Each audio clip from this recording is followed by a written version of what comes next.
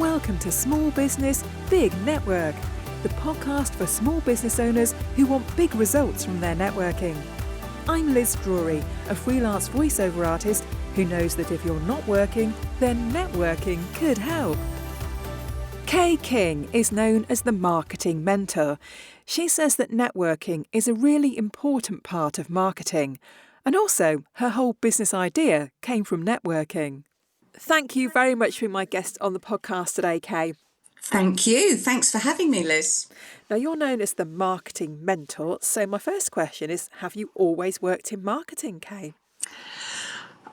Yes.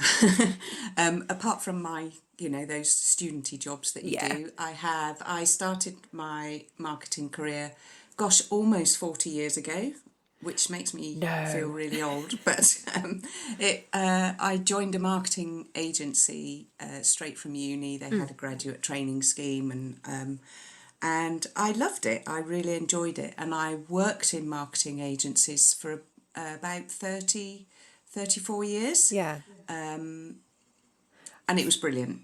And what was it about marketing that attracted you to that sector? I think it was an exciting thing to be part of in the 80s. The agency I worked for was a direct marketing agency, which was very new.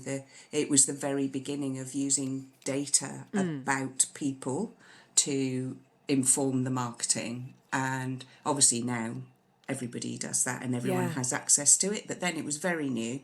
And that was really exciting, the whole kind of psychology of it, how people behave, how people respond to different messages, just seemed like an interesting thing to do. I probably didn't plan to stay in the same career for 40 odd years, but, it happens. And things must have changed a lot. I mean, you've mentioned the data there, but how else have things changed over those 40 years?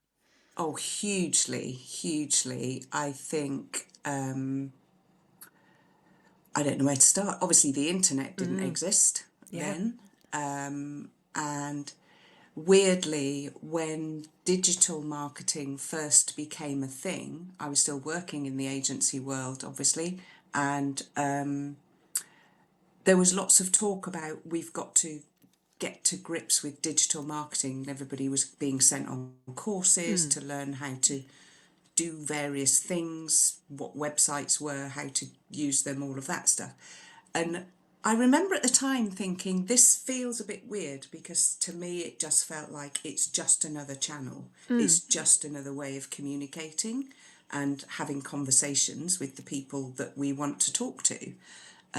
So the principles actually are exactly the same, and that now is, it's all integrated. It doesn't matter what you're using.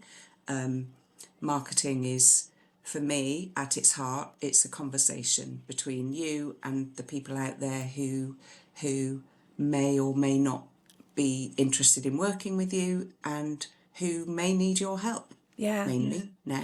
Do you think in a way it's got easier to do marketing, or is it just more diluted because there's more platforms now? I think that's a really interesting question. I think it has got, for small and solo business owners, which are the people I work with now, it has made it incredibly difficult because there are so many different ways that they could go, and people feel pulled in all directions and think they should be doing everything, which they don't need to be doing. It's more accessible for people, so small and solo business owners can reach more people more easily and more cost effectively through digital channels. So, because they don't have to pay for advertising on TV or radio or newspapers or print or all of that. So it's kind of maybe made it more accessible for more people. But it brings its own challenges, and I think it tends to distance people from the reality of the fact that it's still all about human beings and conversation and connection. And I think people get sucked into what the algorithm's doing, what works best on Instagram, what works best on LinkedIn, instead of thinking, who am I talking to? Yeah. What are they struggling with? How can I help them today? And, what do I need to say to do that? Yeah. Yeah. So what was it that made you decide to branch out on your own? And when did you do that? So I did that in 2016. I left the agency world. I loved it, but it is relentless. You are constantly chasing deadlines, chasing financial targets that have been set by someone who doesn't really know what the reality is on the ground, all of that stuff. And it was very stressful. I worked with some incredibly talented people and I learnt a huge amount and I loved it. I worked with some amazing clients. But I had just had enough. And actually, it was one of my daughters who was at uni at the time just messaged me one day when I was at work at a stupid time. And she said, Mum, just leave. You don't have to keep doing this. And I'd been thinking about it for a while. So I left and set up as a marketing consultant because I thought that was the only thing I could do, working with sort of small and medium-sized businesses, maybe 50 to 100 people, helping them with their marketing. And how have things changed since then? Well, that was okay, doing that. And I did it for maybe about a year and I enjoyed it. It was all right.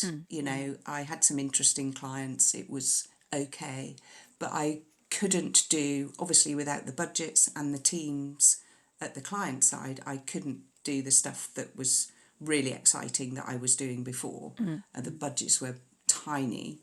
And I found it a bit frustrating. And alongside that, I started doing a lot of networking and I kept meeting small solo business owners, mainly a couple of 2 and 3 people businesses, but mainly solo business owners who were trying to do their own marketing. And they had amazing businesses, really passionate about the work they were doing and really struggling with the marketing, either because they were trying to do everything and just doing all of that without being clear on who they were helping, what their audience needed to hear and how they were different, those 3 really important questions, or they were avoiding it altogether because it all felt a bit icky and spammy and horrible and grubby. And I thought, well, I could maybe help these people. And I think I said to you before, one of the things I missed most about my agency life was training and developing my team. So when someone came in straight from uni, got promoted a couple of times and then went off to an amazing new job, I was delighted. And we'd sit in board meetings and someone would say, oh my God, Lucy's leaving, that's a disaster. And I'd be doing a little dance inside thinking, I am so proud of Lucy. Yeah. Off she goes. And I missed that. I missed that, being able to kind of help people reach their potential. And I was actually at a networking event one day and I was talking to someone about that and said, I'm missing this, but I don't want to employ people. I don't want to create an agency of my own. So I don't see how I can bring that into my work. And she just looked at me and she said, why not? And I thought, great question. So I kind of thought about it. And then a little while later, I was talking to someone else at a different networking event who mentioned her marketing coach. And I was like, oh, is that a thing? And so I talked to her a bit more about what this person was doing with her and how it worked. And it sort of evolved from there. So I spoke to a few people, said I've got this idea about being a marketing mentor, helping people do their own marketing, and got a few guinea pigs basically to work with me for a little while. And that was in 2018. I was quite unwell for a couple of years in between. But 2019 I started working with some guinea pigs and then that's it. I haven't looked back since then. And so who are your clients? What kind of people are you working with?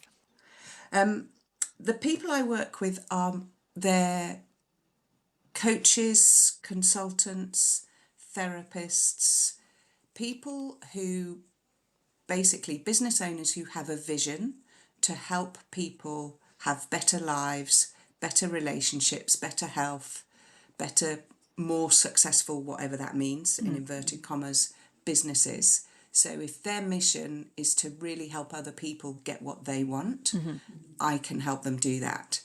And I love that because I have a little ripple effect then, because by helping them, I'm helping their clients find them. Yeah. And how do you work with them, and typically how long do you work with them for? Well, I work with clients one-to-one or through my online community, the Marketing Sanctuary. Either way, it's the same thing. The first step is to help my clients reframe marketing and to see it as a conversation, to see it as helping people who need your help get the solution that they need. That might not be you, it might be someone else, and that's okay. But your marketing, the job of your marketing is to help them recognize themselves in what you're saying, help them understand that you might be someone who could help them, and help them find you. So getting my clients to see marketing as that one-to-one conversation, however you choose to do that, and not something that's all about algorithms and avatars and AdWords. It's about connection and conversation. That's the first step. The second step is to create a strategy that works for my client and their business and their lifestyle. So if they only have a couple of days a week to spend on their business, there's no point creating a strategy that requires reels on Instagram every day and being all everywhere all the time. But a couple of posts on LinkedIn a week and some networking with clarity around their message. Who do you help? How do you help? What makes you different? Why would anybody come to you? It doesn't matter if you're just doing, it's not just, there's no just about it, networking and LinkedIn. If your message is clear and you're consistent, the right people will find you. Yeah. So step 2 is creating the strategy. Step 3 is actually putting that into practice, because if marketing's not your bag, it will always go to the bottom of your list. And so I'm there walking beside people to help them stay on track, to help them kind of work out what the next steps are, because marketing can feel really big, and you know, you can say, well, okay, I'd like to do more podcast guesting, for example. That's huge. Where do you start with that? What are the steps that you need to take to be able to get yourself in a position where you are connecting with the right people to help you do that? Yeah. Researching the right podcasts, all of that kind of stuff. Yeah. And so how long would you work with people for, or is it ongoing support that you provide? Yeah, it is ongoing support mainly. In the Marketing Sanctuary, people tend to join for a year. Obviously, if somebody joins us and after 3 months it isn't right for them, I'm not going to make them stay for another 6 months, another 9 months even. But working in the community for a year, we have a planning process that we go through 3 times a year as a community, where people decide what projects they're going to work on in their marketing so that they're not trying to do everything all at once, and how they're going to do that. And then we have advice lounge calls every week during each planning cycle where people bring questions, challenges, share ideas and get support. So typically I work with people between 3 and 6 months. Often I work with people for up to a couple of years. I have people in the Marketing Sanctuary who've been with me since I started in 2020, which is joyous because their businesses have evolved, they've got more confident, they've got more clients, they've got more perfect fit clients for them, because they've become so much more confident in that time. Yeah. And what kind of feedback do you get from your clients? One of the words that people use all the time about working with me is calm, and just that they breathe a sigh of relief. It feels doable. They stop feeling really uncomfortable about this whole marketing thing, and it starts to feel like something that they can do because they have permission to do it their way. So, yeah, I think calm, knowledgeable, because often there are people out there saying that they'll help you with your marketing and they don't really have the depth of experience. Yeah. They've maybe done some courses on some things, and that is something that I try really hard to address, because I hate to see people wasting money with solutions that aren't right for them. Yeah, yeah. So I do get a little bit cross sometimes when I see people touting this, buy this thing and you'll be making 6 figures in Yeah. 6 weeks, because it's not going to happen. No, there's no magic bullet, is there? Yeah. So let's have a chat about the networking now. So you've already mentioned that really the whole idea for your business came from networking. How would you like to Yeah. network these days?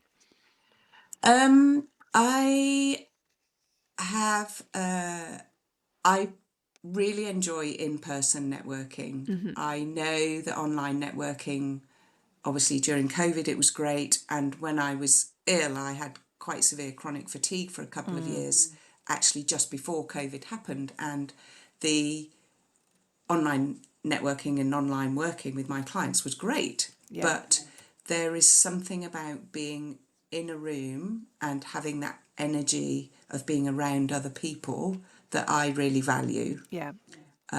So I belong to a women's networking group that meets once a month for lunch in a nice place. I love that. I lead the group that's based in Cheltenham, and I really enjoy bringing those people together. And I do online networking. I think we met through Only We did. networking, Yes. actually. And I enjoy that. But it's different for me. And sometimes with online networking, I find that you talk to more people, so it's easy. I tend to get a little bit overwhelmed and think, I've met all of these people and I've got to have one-to-ones with them all, and then I have to have a word with myself, because I don't have to have one-to-ones with them all. I can just talk to the people that I feel a real connection with, and do that a couple of times a month. Yeah. And is networking something that you recommend to your clients? Yes, because a lot of my clients are coaches and therapists, people who it takes time for their potential clients to get to know them and build that trust and connection. You can't do that through social media alone. And actually, I don't believe many people can build a business through social media alone, unless you have a huge audience and an email list of tens of thousands of people, or even hundreds of thousands of people. But for the people I work with, they don't need hundreds of clients. They need a couple a month. And that's much more about smaller numbers, intentional building of relationships, and that is networking is a great place to do that, to build those connections. Yeah. And how does networking feed into marketing? It's interesting, because I often talk to people who say, "Oh, I don't really do any marketing," and then they start telling me about the networking, all the networking groups they belong to, and I go, "That's marketing." Yeah. But weirdly, they don't see it as that. People often think that marketing is only the stuff we see, the websites, the social media, the podcasts, And it isn't. Marketing is, as a solo business owner, it's everything you do. Yeah. It's every conversation you have is an opportunity not to sell your stuff, absolutely not, but to show people who you are, what you stand for, and just find people that feel like the right people for you. Yeah. And that's why networking is such an important part of marketing for people that I work with. I don't think I do come across people who find networking difficult, because they're quite reserved, a bit introverted, a bit shy. And I will work with them to help them feel more comfortable and find the right groups for them, because it may be that they've just been to the wrong groups for them. Yeah. Yeah. So, one final question, Kaye. If people are interested in working with you, what is the best place for them to find you? LinkedIn is where I hang out most often. It's where we chat, you and I. So I'm on LinkedIn as Kaye King Marketing Mentor. That's K with an E. There are some links on my LinkedIn profile which will take you to my website, some free resources that you could download, and a link to join my email list to get a little dose of marketing calm in your inbox. Sounds lovely. Well, thank you very much for being my guest today, Kaye. Thank you, Liz. It's been a joy. Thanks for listening to Small Business, Big Network. If you found this podcast useful, please do rate, review and subscribe. And don't forget to share it with the rest of your network too.